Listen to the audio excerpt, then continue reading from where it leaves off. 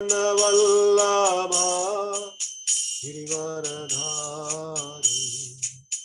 यशोदनन्दन Vraj Jan Ranjan यशोदनन्दन Vraj Jan Ranjan यमुनतीरावनचारि यमुनतीरावनचारि Jai Radha Madhav Kunj Bihari Jai Radha Madhav Kunj Bihari Hare Krishna Krishna Krishna Hare Hare Hare Ram Ram Ram Hare Hare Hare Krishna Krishna Krishna Hare Hare Hare Ram Ram Ram Hare Hare Hare Krishna Krishna Krishna Hare Hare Hare Ram Ram Ram Hare Hare Hare Krishna Krishna Krishna Hare Hare Hare Ram Ram Ram Hare Hare Hare Krishna Krishna Krishna Hare Hare Hare Ram Ram Ram Hare Hare Hare Krishna Krishna Hare Hare Hare Ram Ram Ram Hare Hare Hare Krishna Krishna Krishna Hare Hare Hare Ram Ram Ram Hare Hare Hare Krishna Krishna Krishna Hare Hare Hare Ram Ram Ram Hare Hare Hare Krishna Krishna Krishna Hare Hare Hare Ram Ram Ram Hare Hare Hare Krishna Krishna Krishna Hare Hare Hare Ram Ram Ram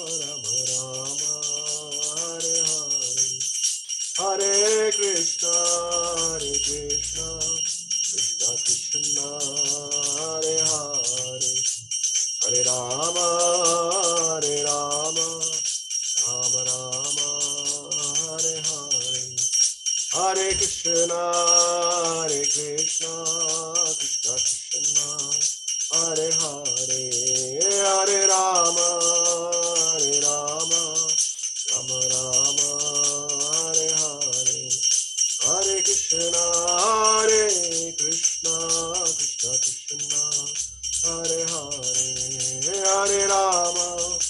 Hare Ram Ram Ram Hare Hare Jai Radha Giridhari Radha Giridhari Radha Jai Radha Giridhari Radha Giridhari Radha Jai Jagannath Jai Baldev Jai Subhadra Jai Jagannath Jai Baldev Jai Subhadra Jai Gaur Nitai Jai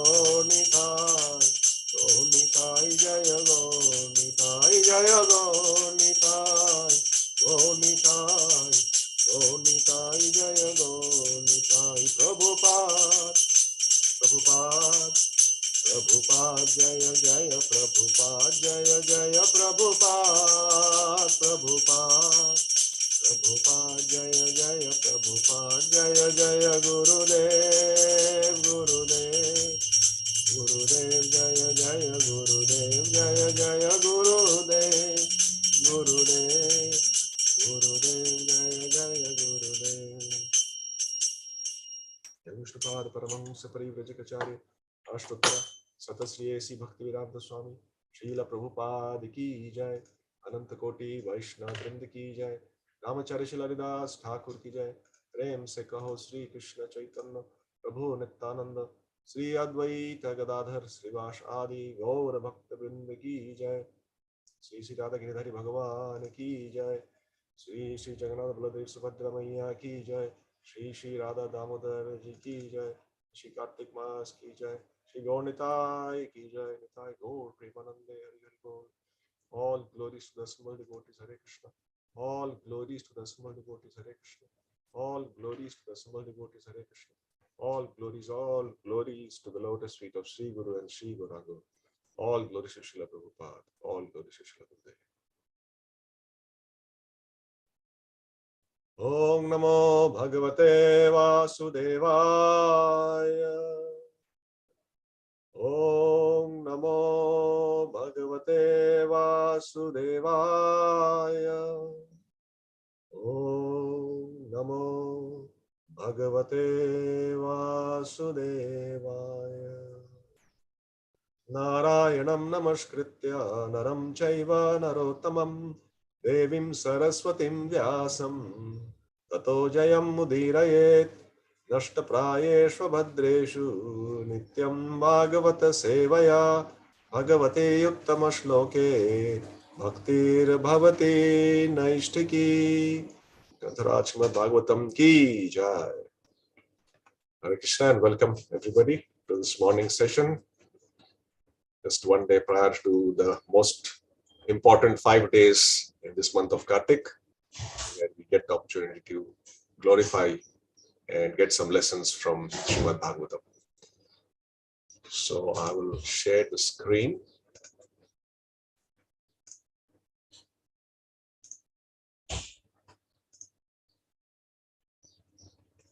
So we are in Canto 4, Chapter 13, and today we will be covering from text 29 to 31.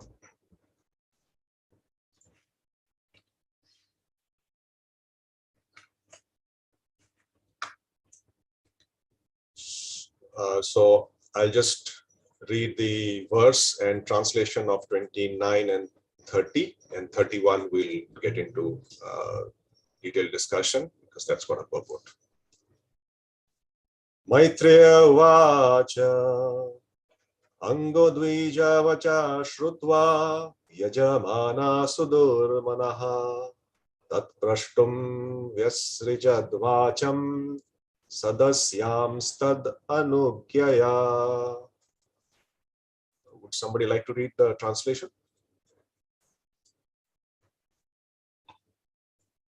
Can read, Prabhu. Please. Maitreya explained that King Anga.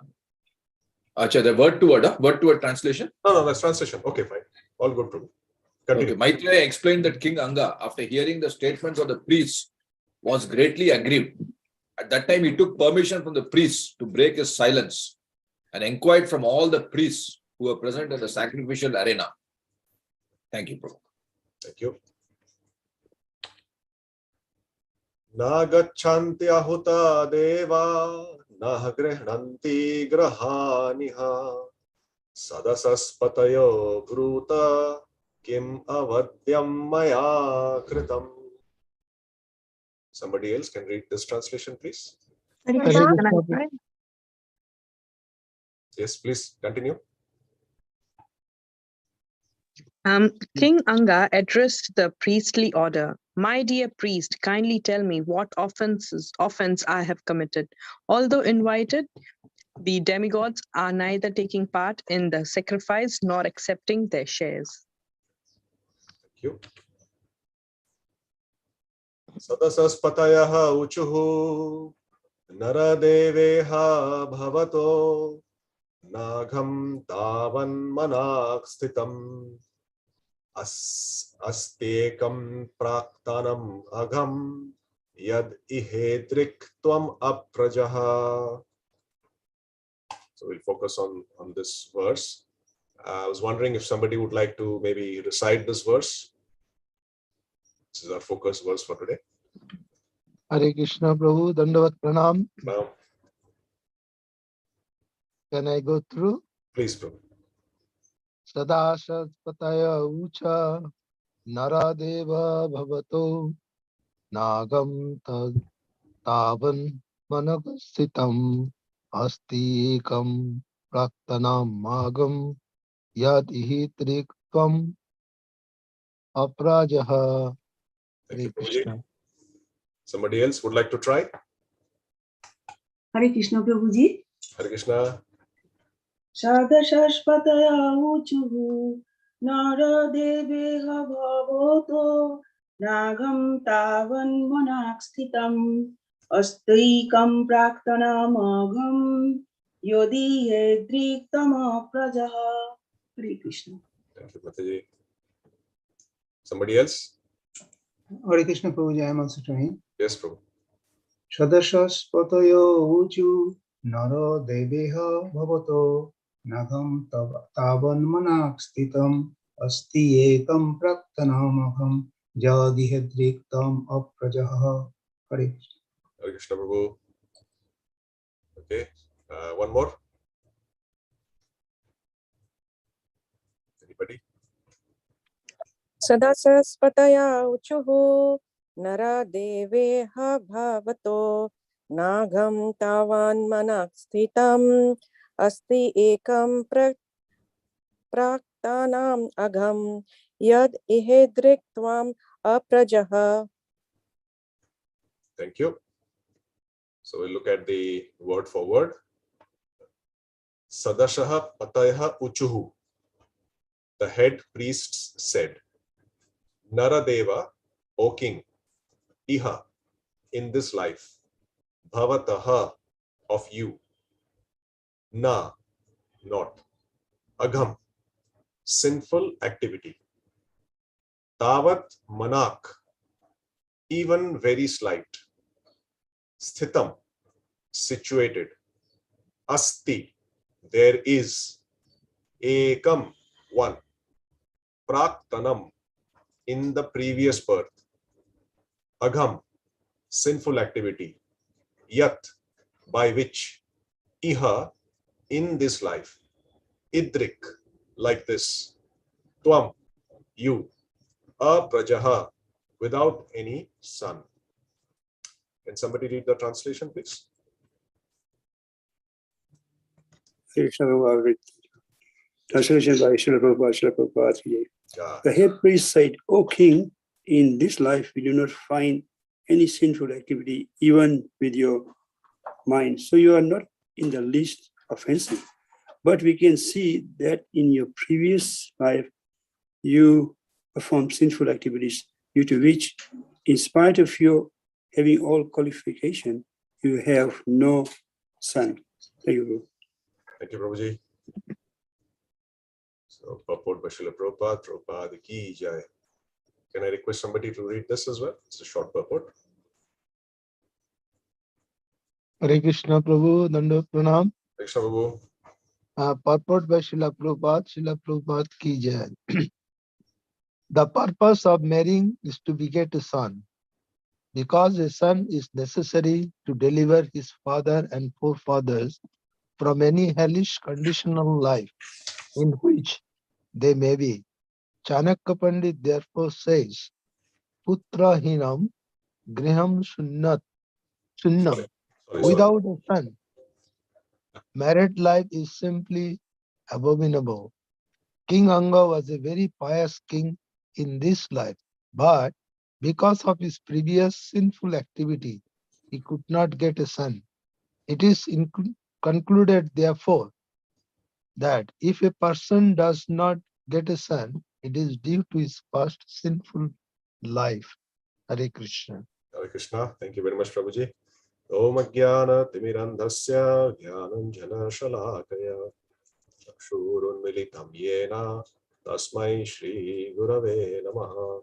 Namo Vishnu Padaya Krishna Presthaya Bhutale Srimate Mahavishnu Goswami Niti Namine. Namo Vishnu Padaya Krishna Presthaya Bhutale Srimate Bhaktivedanta Swami Niti Namine.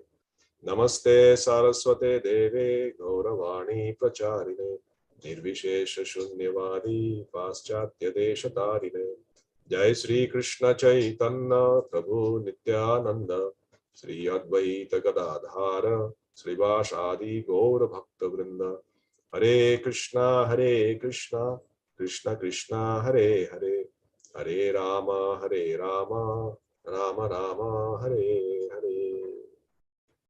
Hare Krishna.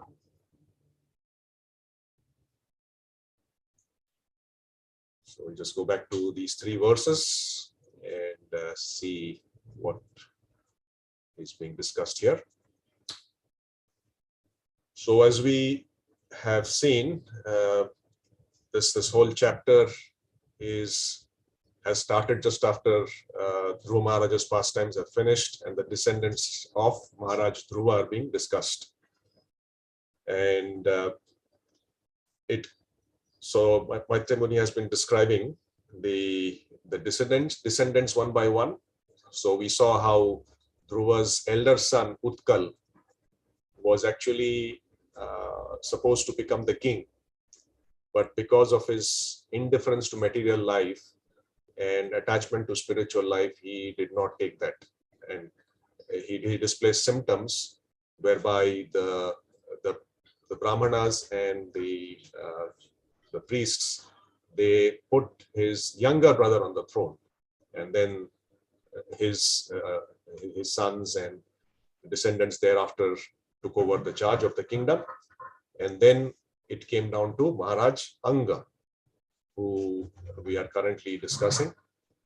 And so the description starts by Maharaj Anga wanting to do a Ashwamedh Yajna. And then we see in this 29, 30 and 31, the result of that Ashwamedh Yajna and the diagnosis that the Brahmanas did after this Yajna did not kind of bear fruit, should we say. So I thought it's good to, we all have heard Ashwamedh Yajna, we all have some idea about what is Ashwamedh Yajna, I'm sure. But I would like to ask two questions to all the assembled Vaishnavas here. Is what is an Ashwamedh Yajna? Question number one. Number two is, why is it performed? What is the purpose of an Ashwamedh Yajna? It's good to deliberate on this a little bit so we can see things in the right perspective and then come to a much better conclusion with a better understanding. So anybody would like to share what is an Ashwamedh Yajna and what is its significance? Why is it performed?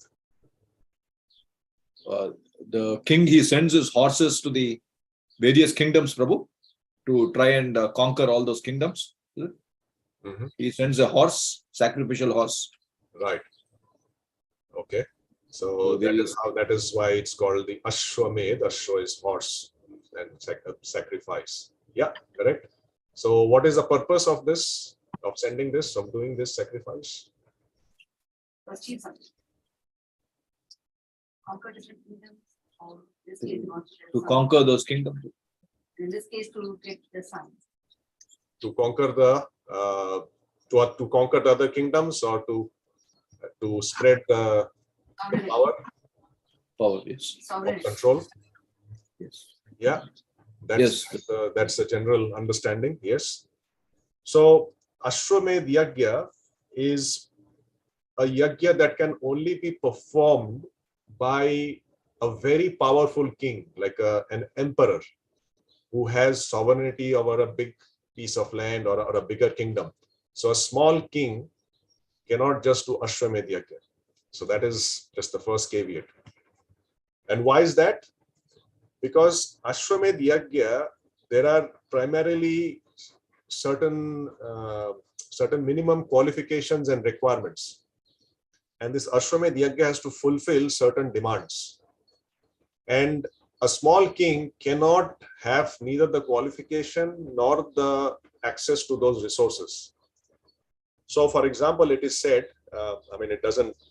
the details don't matter in one way, but I just thought it's good to know the intricacies of this sacrifice, because sometimes people, even in this Kali Yuga, they may have this fancy idea, not devotees, of course, who might contemplate on doing or thinking or discussing about Ashwamedh Yajna for no particular reason. So we should know that it is not something very, very cheap and very light, can be done by anybody.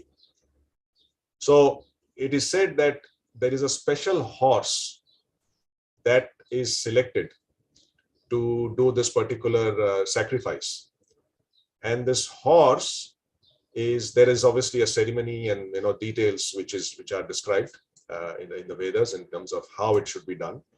So the special horse is accompanied by at least 400 or more very powerful Kshatriyas that accompany the horse.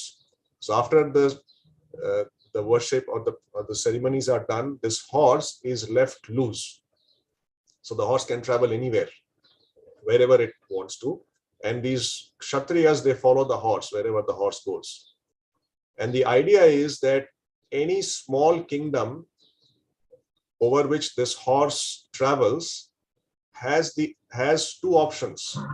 One is they can acknowledge the horse, because the horse is actually representing the king who has sent that.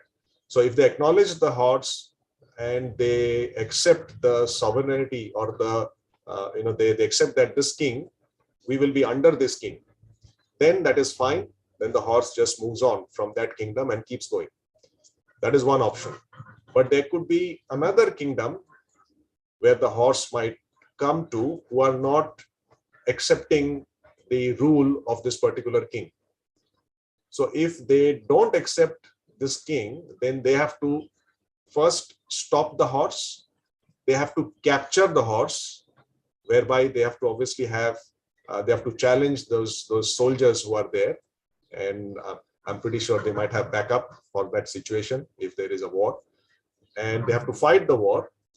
And whoever wins takes over. So basically, if the small king wins, then this Ashwamedh Yajna is null and void.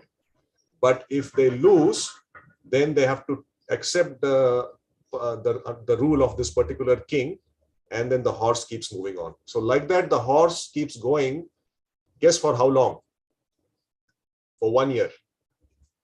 For 1 year, the horse has to travel like this with the Kshatriyas.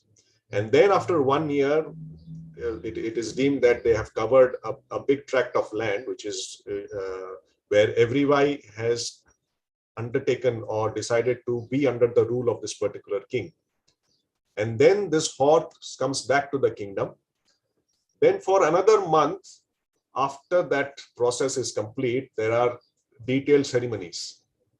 And it is said that there are other animals also who are part of that ceremony. Apparently, I'm not sure how accurate the number is, but about 600 plus animals apart from the horse are there.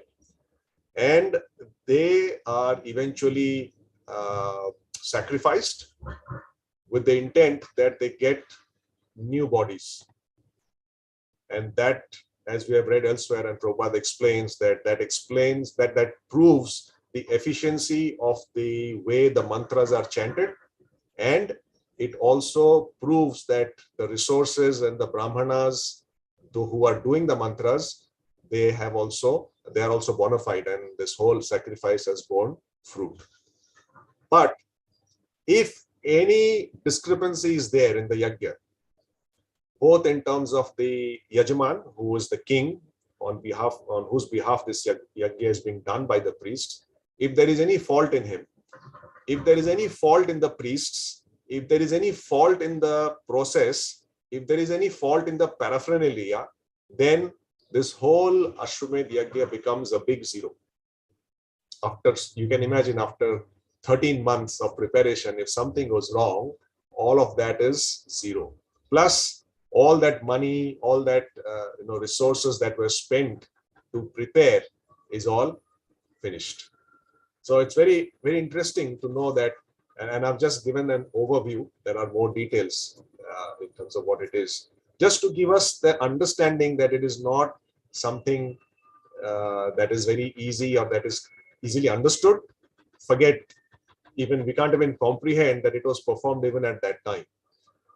And I was just doing a bit more of research on that, and I found that the last Ashwamedh Yajna that is recorded in history, that is, it was done by Maharaj Jai Singh II in Jaipur in somewhere around 1740, in the year 1740. That's the last time it was recorded.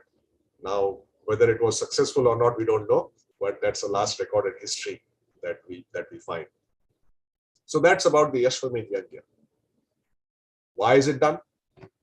Obviously, as we've discussed, this particular emperor would like to exert or confirm his rule over the entire planet. And to do that, unfortunately, they didn't have, I guess, emails and WhatsApp to say, by the way, can I rule your kingdom and can you be under me? This is my formal order. Please send me emails back so I can make a proper document and rule all of you guys. So it was not there. So this was the way in which a qualified king could become an emperor of the entire world, and all the other kings, they accepted his rule voluntarily because they knew he was a qualified emperor and they would be happy and prosperous under his rule. So that was the whole understanding. So Ashwamedh essentially Yajna has to be performed by a very powerful king who has got resources and is qualified in all respects. Second, it is to acquire power and sovereignty over all the surrounding provinces and kingdoms that are not under that particular emperor. Third, it is to seek good progeny, because after having control over the entire planet and universe, the emperor has also to have an exit plan, as we say in business, that you've established such a big empire. Now you need to transfer the rule to somebody who's qualified, who's usually a descendant, and then you move on. So third thing is to seek qualified progeny. Fourth is to have general prosperity, to pray for prosperity of all the citizens under that particular emperor. And fifth is the animals who are part of that sacrifice, they get the benefit of getting a new body at the end of that sacrifice. So everybody, ultimately, at the end of the sacrifice, everybody benefits. So that's a bit of an overview of Ashwamedh Yajna. Now, Ashwamedh Yajna, the king can have a desire, but he has to take the guidance and permission of the Brahmanas or Kulguru. Unless they take the permission, it cannot be that you cannot just randomly say, okay, I want to become the emperor, so I want to start a Ashwamedh Yajna. It doesn't happen like that. If we recollect, even Yudhishthir was told by Krishna to do this Ashwamedh Yajna. Who else did? Prithu Maharaj did Ashwamedh Yajna, and we're going to listen to that story very soon in this canto itself. So there are many, many instances of people doing Ashwamedh Yajna under the guidance of the Brahmanas, qualified Brahmanas. So in this case, we saw how Maharaj Angya, he started this sacrifice. He did that properly, but somehow or the other, another aspect I should emphasize is, as Prabhupada writes, in this Ashwamedh Yajna, the Devatas, the demigods, used to actually come to the place where this sacrifice is performed to accept the offerings personally. Just like how we give gifts to somebody, physically we hand over. But so they are not there in their, don't accept from their abode, they actually come here and accept it. So what happened in this instance, as we have read is, or understood is, at the end of this sacrifice, none of the devatas, they came to accept the offerings. And if the offerings are not accepted, then obviously the sacrifice cannot be concluded. There has to be offering, there has to be some reciprocation in terms of blessings. So King Anga, he asked the priests, okay, what is the problem? Because he thought maybe there is some discrepancy somewhere. So in this 29, Maitreya Muni is describing further. So he said that King Anga, he heard the verdict of these priests that somehow there is some discrepancy. And obviously, after, you can imagine, arranging all of that, if somebody, you worked hard for 1 year to put up something of a big magnitude, like a program or something like that. And in that program, the person, the audience for whom or you're doing that program, they don't come, how would you feel? Nobody's there. You've done a big program for maybe, I don't know, 10,000 people, and not one person comes to that program. You booked a big stadium, you've done so many things, you spent so much money, you've advertised, you've marketed. Imagine nobody comes. How would the person who's the main organizer feel? So you can imagine how Maharaj Anga was feeling. So what did he do? He felt aggrieved, and obviously anybody in his position would have felt aggrieved. But what did he do? So it is said that at that time he took permission from the priests to break his silence, because another part of that sacrifice is, once the king starts the sacrifice, he cannot just speak anything. It is very important. So in Vedic times, what we speak, when we speak, and how we speak, it was very important. Nowadays, we don't even know those codes, not just for sacrifice, even for normal speech. We should know when to speak and when not to speak. Sometimes we try and poke our nose in everything and everywhere where it is not required. So that's why we get into trouble. And what to talk about something serious like a sacrifice. So even when we are doing any form of sacrifice, we should take it very seriously. It is not that you're doing sacrifice and you're chit-chatting and talking. No. So the king was completely mourn, completely silent. He wouldn't open his mouth. So, but he knew that the priests have said something as a diagnosis of what is happening, and he wanted to ask some more questions in this regard. So he took permission from the priest to break his silence and inquired from them. And what did he inquire? He said that he understood that if this devatas are not coming for some reason, I mean, there's some discrepancy in the sacrifice. When we see some challenge, some problem, some error somewhere, what is our natural inclination? First, as soon as we hear something is wrong, we try and see whose fault is it, except ours. Who's at fault? Because of whose fault it has happened? That is our first question. But the proper way is to understand or see that there is some problem. What is it that I have done incorrectly that has caused this problem? Even though I might not be the direct source of that problem. Because here the king was not doing the sacrifice. He was just organizing it. It was a priest who was doing the sacrifice. But in spite of that, the king said, kindly tell me what offense I have committed. So the king didn't even ask that, have I committed an offense? No, we would have said that, okay, maybe I've done something wrong, maybe. Because we know we never do anything wrong.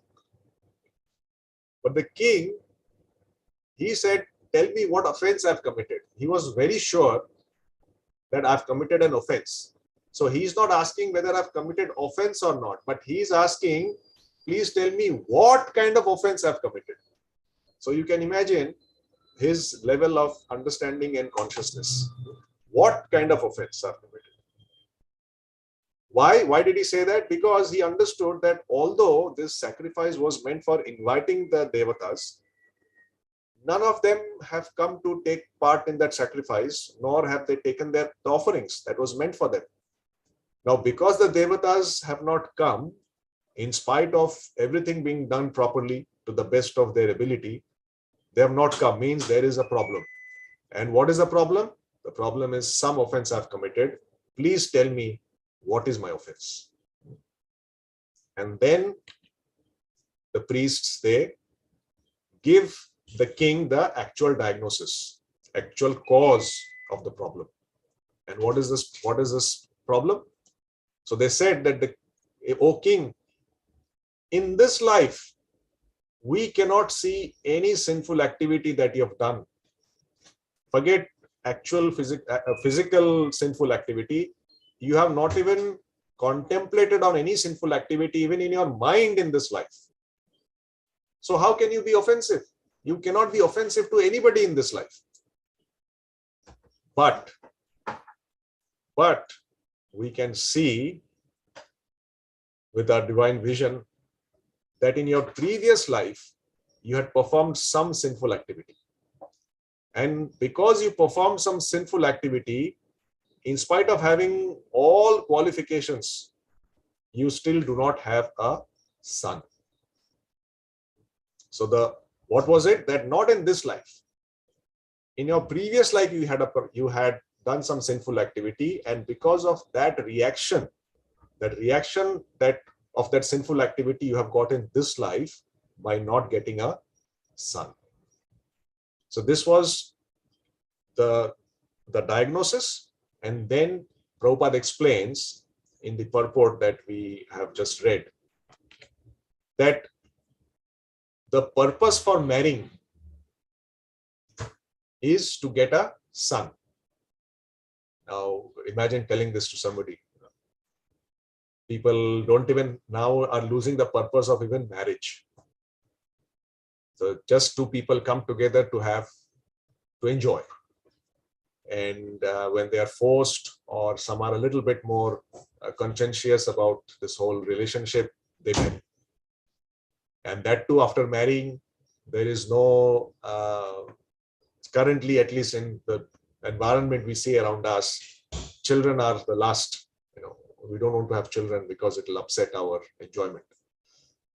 But the Vedic understanding is when two individuals come together as husband and wife, they marry, the purpose is to have children. The purpose is to have a son. Why? Because the son will not only deliver the parents, but also the forefathers from any hellish condition of life. And Chanakya Pandit mentions this Putrahinam Grihashunyam, which I have earmarked the actual verse, and there are other instructions that is there. So Prabhupada concludes that if a person does not get a son in this life, it has to be understood that it is due to his past sinful life. So there is another aspect of this when Prabhupada talks about the son or putra, as we understand. So what is the purpose? Why? How do they deliver their parents and forefathers? Can somebody read this purport? Definition of putra. Yeah. SB 4.2146 purport. According to the Vedic version, there is a hellish planet called Put, and one who delivers a person from there is called Putra.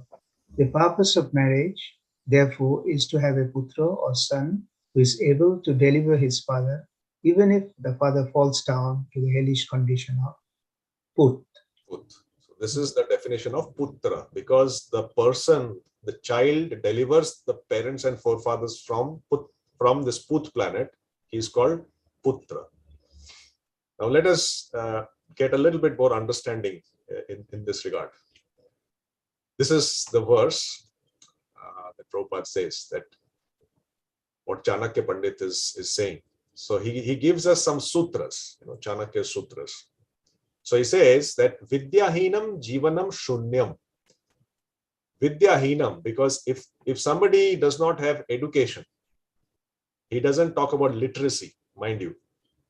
If somebody is not educated, his life is useless. Jivan Shunyam, it's as good as zero. Similarly, Disha Shunya Deha Abandhavaha.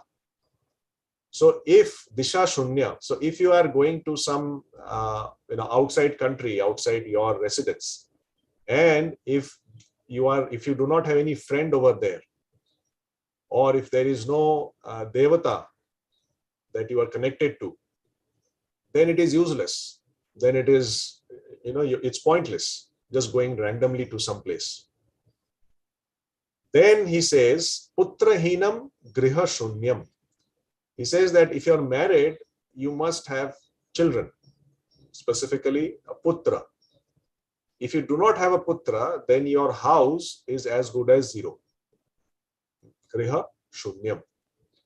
And then Sarva Shunya Daridrata. But at the end of the day, if you are poor, that is, if you don't have access to resources and money, then you cannot live in this world. So everything becomes zero. So education is important. Putra is important. Also, if you want to go out somewhere, knowing somebody reputed or somebody who's a source of falling back on is important when we go out. And most important is money. So today, unfortunately, only the money part has been emphasized on. People do not care about anything else. That is their source of opulence. So these are some of the sutras that Chanakya Pandit has given.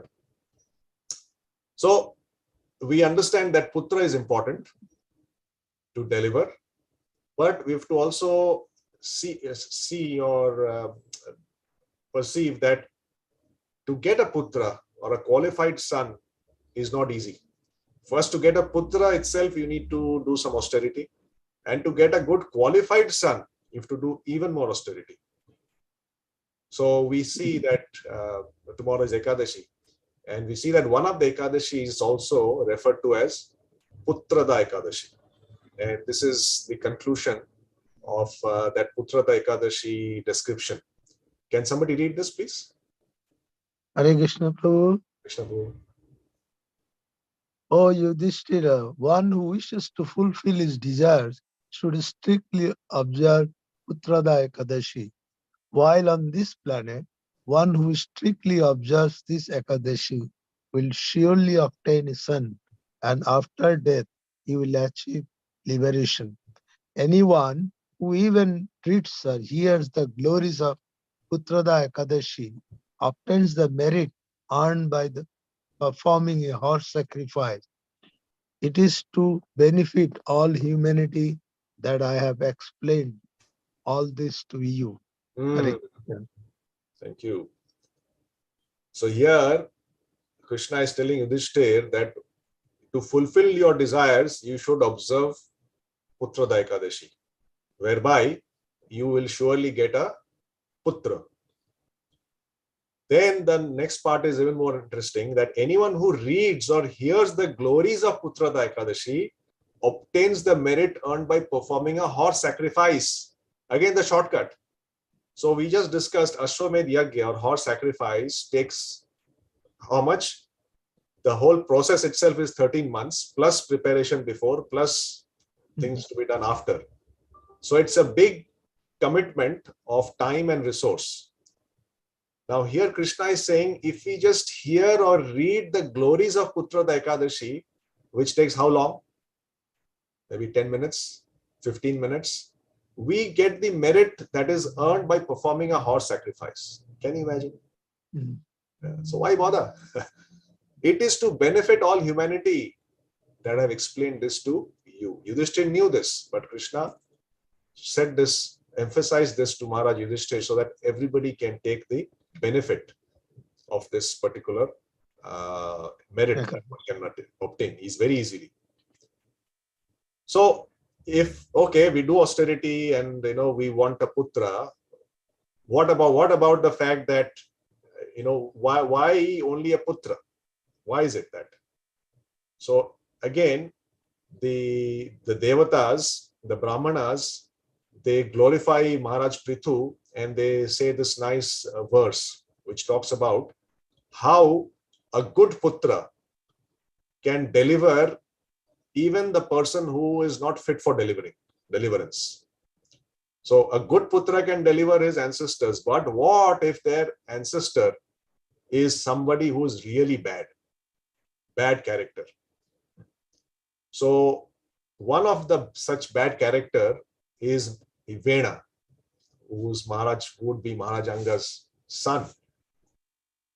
And it is mentioned here that Prithu Maharaj, who was Vena's son, because of his being an ideal son, could deliver Vena. A person who's as wicked as Vena also could be delivered. So here it is said, Putrena jayate lokan iti satyavati shrutihi brahmadanda hata papo yadveno atyatarattamaha. Somebody read the translation? Hare Krishna. Yes, Prabhu. Translation by Srila Prabhupada ki jai. They all declared that the Vedic conclusion that one can conquer the heavenly planets by the action of a putra or son was fulfilled for the most sinful Vena, who had been killed by the curse of Brahmanas, was now delivered from the darkest region of hellish life by his son Maharaja Prithu. Hare Krishna. So this Vena was so sinful that, see, Brahmanas, they forget killing. They're not interested in politics, administration, or all those kind of things. They are not interested. But Vena was so bad, as we'll read later on, that Brahmanas had to take this upon them and make a decision that if this person is allowed to live anymore, he will destroy all that is left, anything good that is left. So they had to forcefully come together and kill Vena for his own benefit. So how can such a person who was killed by a Brahmana or a group of Brahmanas be ever delivered? But because Maharaj Prithu was such an ideal putra that he could deliver even a wicked and sinful personality like Vena from the darkest region of hellish life. That is the real qualification of a ideal putra. He does get that powerful aspect. Now, all putras are not the same. Somebody might say that, okay, just having putra, is it sufficient to deliver? No. So there are different types of putra as well. So there is a description where Puru is discussing with his father, Maharaj Yati. And we know that story, how he was cursed to become old and he exchanged his old age with the youth of his son. And none of his sons were very keen except his youngest son, Puru. And Puru agreed. So Puru became old and his father became young. They exchanged their the youth. So here it is said that a son who acts by anticipating what his father wants is first class. Okay. So basically there are 4 types of putra. Uttamas chintitam kuryat prokta karitu madhyamaha adhamo ashraddhaya kuryat akartot charitam pituhu. So 4 types. I've highlighted the 4. So Uttama is the best. Madhyama, Adham is horrible, and Uchcharitam, we'll come to that. You can see the translation obviously, but that's like not even worth discussing. So a person who is Uttam is who? Uttam is somebody, first class, is somebody who does what the father wants by understanding the mind of the father. Before the father says something, he can perceive the needs of the father, of what instruction he is likely to give, and he does the job before. So sometimes we see Some children, we just call out their name, like you call the name of your child and say, hey, listen. And if the child is really in tune, obedient, and very qualified, the child usually will ask, oh, you need that, do you? And the father will, or mother, whoever is asked, said, how would that father or mother feel? That say my son or daughter has understood my mind even before I've said something. So such a child is called first class. Then the second class is Madhyama. What's a Madhyama? Madhyama is you tell the child what to do. I want you to do this, or I want this. Can you do this for me? And the child says, yes, I will. And actually does it nicely. So after telling, when the child does, he is Madhyama. He's the middle. Then the third class is the person, you tell that person, he actually doesn't want to do, but because you have told him and there is no way out for him, he will do it, not with his mind. He'll just do it for the sake of doing it. Somehow just, my father or mother is bugging me, let's just do it. So he does it with that intent. That person is called third class. And there is a fourth class. Fourth class is what? The father or mother says something, you please do. And the child will say, get lost. I'm not interested. Go away. Yeah, I mean, it sounds very heavy, but we see around us, this is what happens. It's my life. Why should I do what you tell me to do? So you know what Bhagavatam tells us such type of a children is? They are nothing but the stool of the father or mother. It is also sometimes mentioned that a child who does not listen, disobey their parents, they are exactly like the father's mutra. Mutra means urine. So if the child is a good child, obedient, qualified child, that child is a putra. And if the child is disobedient, then that child is nothing but mutra. So it is upon the child to qualify themselves as a putra or a mutra. So if we turn around our attention in society today, you can see whether there are many mutras or there are many putras. You decide. So at the end of the day, why do we need to do all this? Why do we need to have a putra? Why do we need to have a putra? We need to do sacrifice. We need to do so many things and austerities and stuff like that. Ultimately, it comes down to our desires. We don't even know what I desire. We don't know what I want. Because somebody has got something, we also start developing similar desires or wants. So here, we have to first understand that we have to tackle or look at our desire, re-look at our desire, review our desire. So what our desire should ideally be? Again, in this canto, in chapter 20, there is this nice verse that Prithu Maharaj says as part of his prayers, this section. It's an amazing section, this one.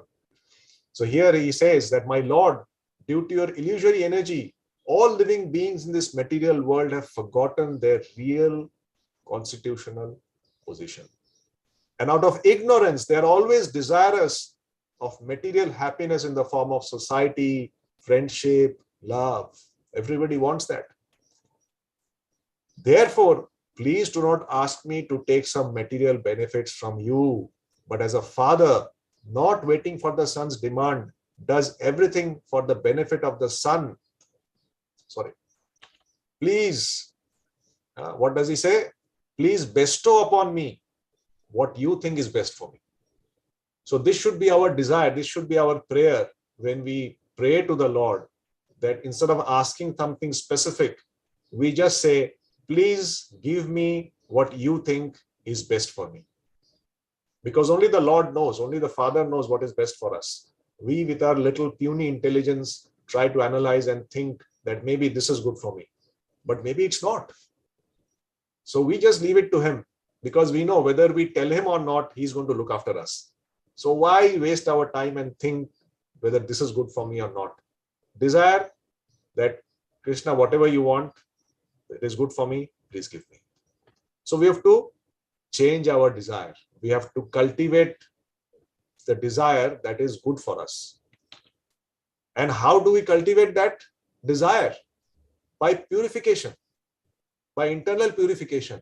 So we have to follow a process, and the best process in Kali Yuga, everybody is aware, and everybody is aware of this verse as well, which is a very good preacher's verse, is from Kali Santrana Upanishad.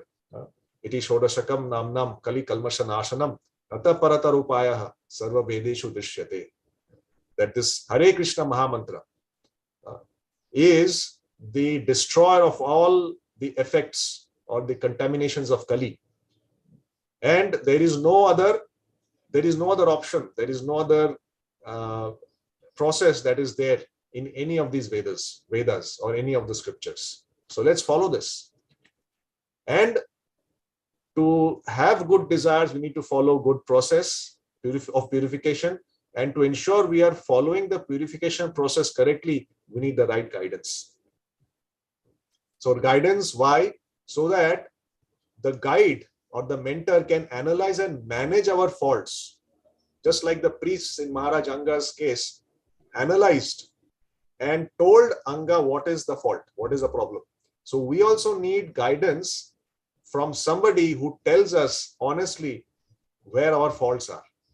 And we should also have the heart, just like Maharaj Anga, to accept that these are my offenses and I need to work on them to direct me to the ultimate goal. So Prabhupada, he concludes very nicely to say that the more progress is made in devotional service under the guidance of Bhagavatas, the more one becomes fixed in the transcendental loving service of the Lord. So the message of the book Bhagavat has to be received from the devotee Bhagavat. And by the combination of two, we need both simultaneously. That will help the neophyte devotee make progress on and on. So rather than worrying about what I should do, what austerity I should do, what sacrifice I should do, whether I should have a putra or whether I'll be delivered or not, best thing is to leave everything to Krishna. And as far as sacrifice is concerned, of course, this human body is meant for austerity. But rather than thinking about big sacrifices, let's just read the Putra Ekadashi and get the benefit of the Ashwamedh Yajna. And let's engage sincerely in Sankirtan Yajna. And just like Maharaj Anga, when he was doing this Yajna, he was very maun, he was quiet, he was not chit-chatting, he was not talking, he was not contemplating on something else. Even when we do our Sankirtan Yajna, even when we do our regular chanting, it has to be done nicely. Sit down on the ground in a proper position, no talking, no contemplation, nothing. Just chant the holy name loudly, listen to it, and feel the purification process that works in our heart. And when that works, our desires naturally get purified. And then we don't have to worry about making mistakes or whether this is right or that is wrong. Automatically, if we are under the right guidance, we will be guided finally and dragged by force to the ultimate goal, because we are connected to the book Bhagavat and the devotee Bhagavat. And that is the greatness of connecting deeply with Srimad Bhagavatam and the message we get from these different pastimes. Srimad Bhagavatam ki jai. Yeah. Thank you very much. Any questions or comments from devotees?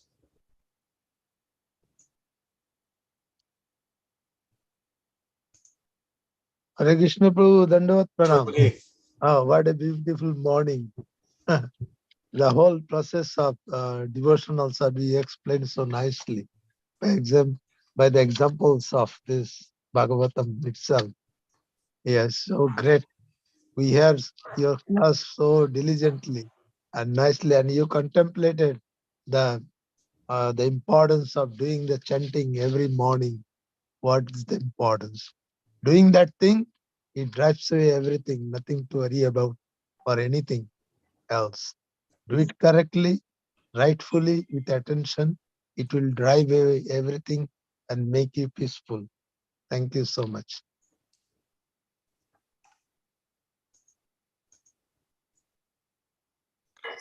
Hare Krishna Prabhuji, thank you for a very elaborate explanation of this verse. This was a wonderful unpacking this verse in so many different facets. You mentioned about the 4 types of sons, and also I think in Bhagavatam says also there are 3 types of devotees, disciples. One disciple is who knows the mind of the Guru. Even before the Guru says something, he is already prepared to do the service.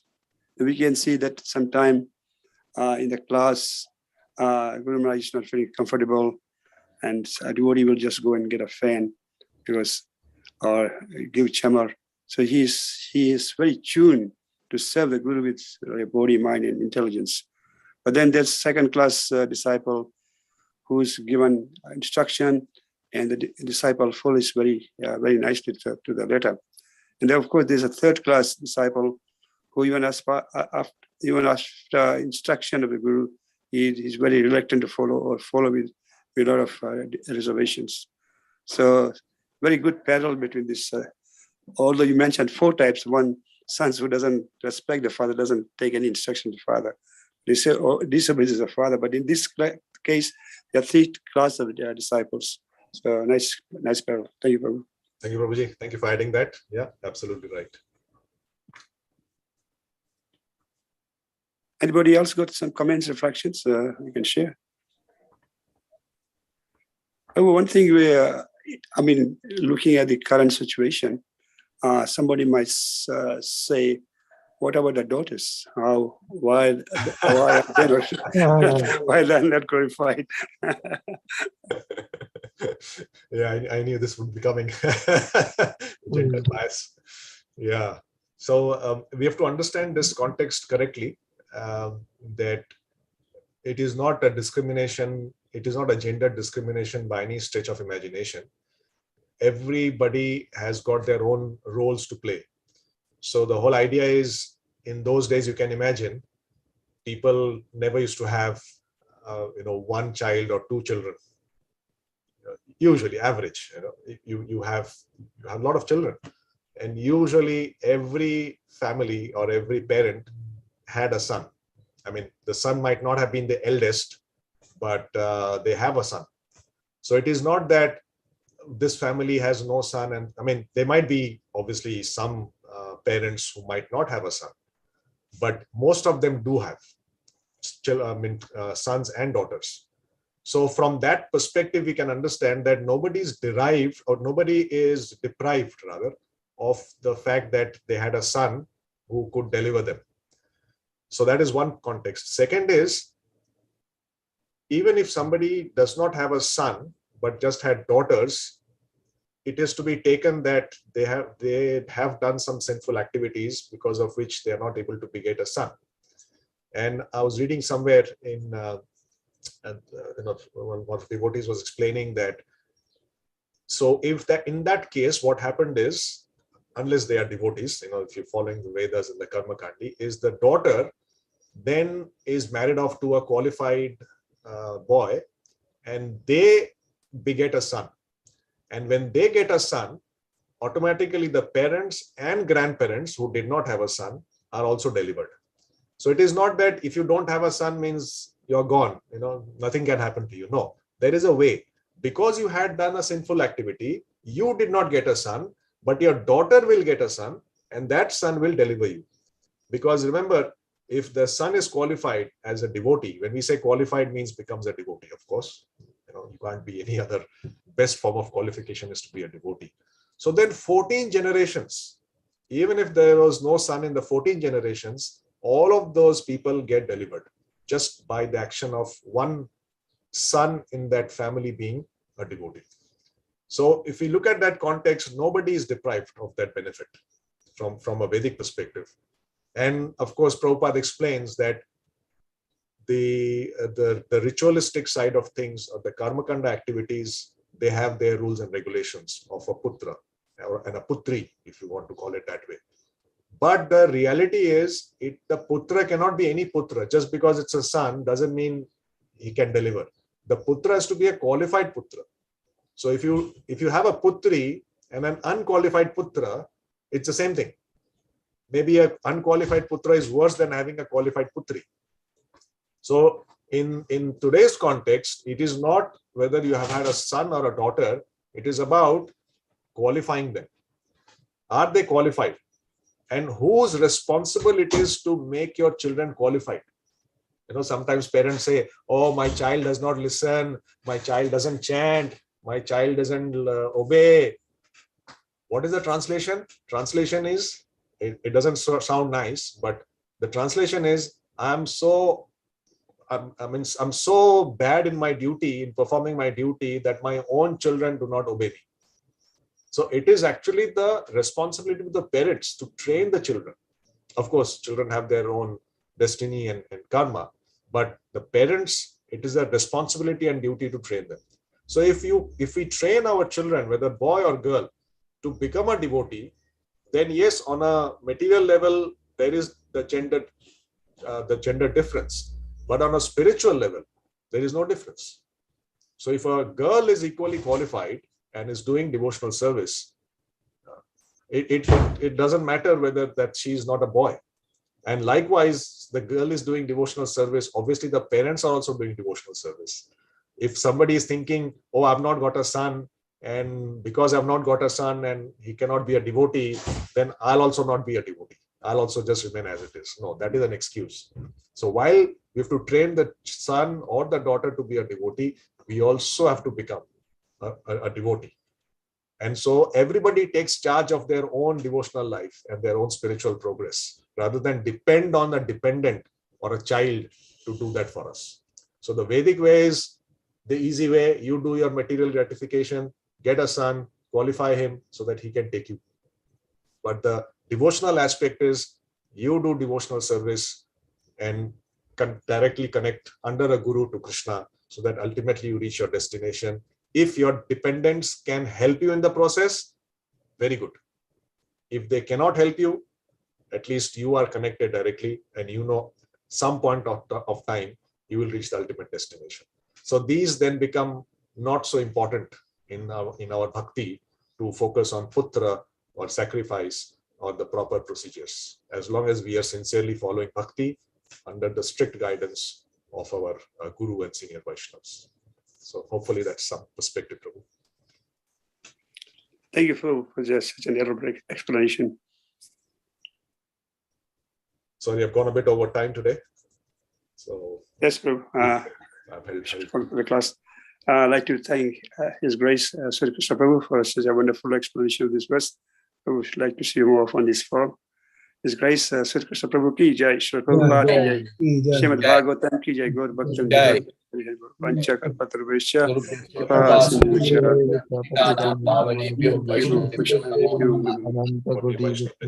Jai. Jai. Very much.